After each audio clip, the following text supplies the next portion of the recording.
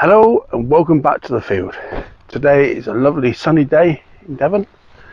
It's after a long wet spell, as we've all had in the UK. So I'm not going to start crying about it. It's a little bit warmer, a little bit mild, whereas the rest of you are suffering in the cold, I know. One of the small benefits of being down in this wonderful maritime climate. Today I want to talk to you about three things. The first one is deep mulch. The second one is transitioning from allotment for the last 32 years to a field for the first time. And the second part of that element is how to upscale the compost, or what I'm going to be doing to upscale the compost, because it's like a pinprick what I need so far. And yeah, I've been prepared for a long time. So I'm just looking to see what that was blowing around. It's fine. Anyway, so the very first thing I'd like to discuss with you is the deep mulch. Last video was all about, I don't know if I'm going to show you, but was all about the roof stout method and making that, or modifying it so that it actually worked. We'll see in the fullness of time. Today I want to look at this here. This is my leaves area, deep mulch, call it what you will. And what I'm going to do is I'm going to pull the net up to get a better look at it, because I can see weed growth there, and I want to see what I've got to do to change this into a success. So the idea of the net is purely to hold down the leaves. I still lost a lot of leaves in the two storms that we've had, and it's worked to a certain extent. So is the deep mulch working? Yes and no. You can see in this case there's a creeping buttercup coming through and another one over there. So there is some coming through, and on the margins it's definitely coming through.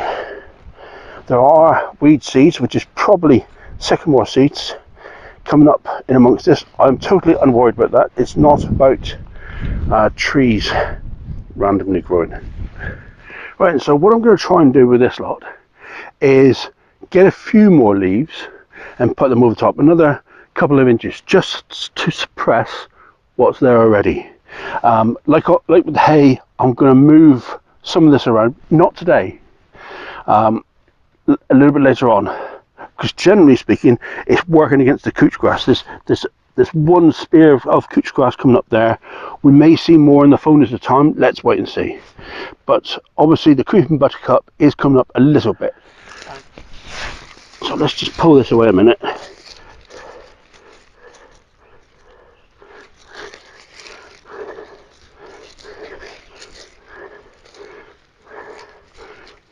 So like with the hay, I don't know if you can see it there, but they're very spindly shoots. So it expended quite a lot of its root energy into getting through and above the deep mulch. So the deep mulch is working, but it just needs that little bit more of a hand. So my intention is to push this back down, cover it back up, and that's it. And then cover with a couple more inches of leaves, as long as I can get them. And that, I believe, should work. I might transplant some of these sycamores and try and grow these on, because why not? In fact, I will. Not today. I'll let them develop a little bit more. So the main two diseases I'm concerned about are onion white rot and clubroot on cabbages. The clubroot on cabbages we've always had at our site for the last 30 years. It's never going to go away. It's one of those persistent problems that is very hard to deal with, but can be easily overcome with the right type of brassica. Onion white rot is a whole different ball game, and I definitely don't want it up here. So what I'm doing is I'm doing two different strategies. The first one is I'm trying to make sure that I'm not bringing any soil up in the compost, and the compost is from hot compost only. The second main one is I'm using a different pair of boots at the allotment than I am the field. I've got Wellingtons for the field and my working boots for the allotment, and that is what I'm hoping I won't transfer the disease, because neither of these diseases you want in your plot, and having suffered them, it's a pain. More so the onion white rot. I'm using fresh materials, fresh stock, fresh everything to make sure that I don't try and transfer these over. Obviously the compost I've made is made at an infected site.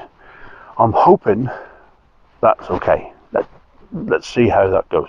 There's another couple of diseases that I don't particularly want to bring with me, but are in the lap of the weather rather than the footwear, and that's downy mildew and blight on potatoes. Now, blight on potatoes is completely airborne.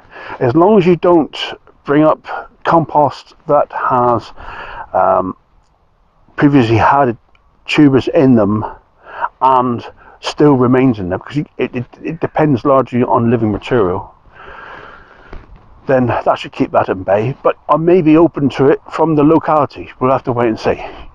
It may be in this location, I don't know. Downy mildew, again, is very specific to the area, and again, I don't have a lot of choice. If it's in the local onions here, then I'll get it. If not, perhaps I'll get away from it. Let's wait and see. There's other little diseases like brown rot on apples that I don't particularly want, so I've not composted any of my apples, because brown rot is extremely resistant to being composted. It's like onion white rot. The fungus survives even at heat, and I personally wouldn't want it in my compost. So I'm trying to make sure that I don't put any apples in my compost and transmit the fungus unwittingly up here. Upscaling my compost efforts is really going to be a bit of a toil. Today I'm going to be adding a lot of coffee to the hay attempt. That's not proven to be the best at the moment, so we'll have to see where we go there. But caffeine should, I hope, get it a bit of heat reintroduced to it. And over the top there, under the green tarp, is the pile. Now I have brought up over here, just hiding behind the trailer, a couple dialects. I'm going to be putting the pile under the green tarp in one. I'm going to be putting this stuff in here, which is bracken compost.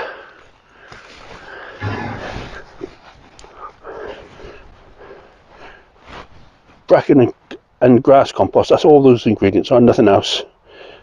Quite lovely, not quite there. What it really needs is a batch of seaweed, and in the week I hope to get some. It failed miserably the other day because the particular new beach up here is very small, and you can only get a few cars, and if that's a busy day that families are down there, then an oaf like me with trying to collect compost is not really the done thing. So I'm going to be putting that in a couple dialects up here, ready, I hope, for some introduction of seaweed. And people tend to think that seaweed's easily collected from the beaches. It is after a storm, but in the normal circumstances, seaweed will float back out to sea. You'll get washed up by the storm, and the next high tide, it basically sits on the ocean and goes back out. And I'd like to prevent that, because even though it's tiny-minded, it's still an unwanted natural event, because then it goes back out to sea and it rots anaerobically and produces methane rather than CO2. So if you can collect seaweed, you only do drop in the ocean. Not even worth considering as far as doing your bit, but it's very, if you can collect seaweed, it's very good, as long as it's not the summertime seaweed that gives the microbiology and small critters on the beach a hiding place in an otherwise barren environment. The springtails and all that sort of thing. That sort of seaweed at the top of the tide line should be left where it is. just to provide a home to the small creatures. And we all need the small creatures, because the small creatures feed the big creatures, that feed the fish, which feed us, the wonderful food web. Yeah, very, yeah.